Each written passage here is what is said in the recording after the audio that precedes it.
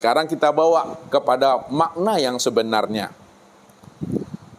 Allah wujud, Bapak Ibu? Allah nyata dan terang? Ya.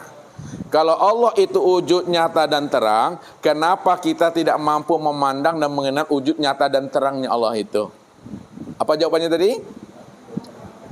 Karena dia belum menzohirkan dirinya. Dia belum menyatakan dirinya, dia belum mengenalkan dirinya. Kapan dia mengenalkan dirinya sehingga dirinya itu bisa dilihat, bisa diceritakan dan bisa dipandang. Nah, baru dirinya bisa dilihat, bisa dipandang, bisa diceritakan ketika dia mentajalikan diri. Nah, kita lihat nih, baru kita antar Bapak Ibu ya. Ini dalam kekosongan ini. Ya, dalam surah Al-Insan ayat 1. Hal ata alal insan hinu minad dahri lam yakun syai'an mazkura. Telah datang kepada manusia satu waktu dari masa yang tidak pernah bisa disebut, karena ketika itu belum ada sesuatu. Belum ada apa-apa. Ya. Alam belum ada, araslu kursi belum ada, surga dan neraka juga belum ada, nur juga belum ada, namanya Allah juga belum ada. Yang ada cuma si Maha ada. Kata-kata si Maha ada juga belum ada. Ini yang nggak bisa disebut itu. Makanya Allah itu bukan konsep.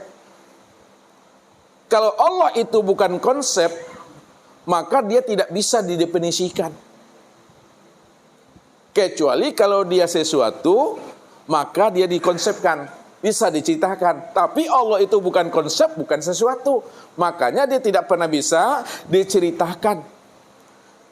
Kalau nggak bisa diceritakan Ustadz, tapi kenapa Ustadz menceritakannya? Karena dia telah mentajalikan dirinya. Apa kata Allah ketika itu? Nah, ketika ia dalam kesendirian.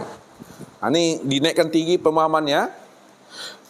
Ketika itu Allah dalam keadaan jomblo. Jomblo tahu? Dalam kesendirian.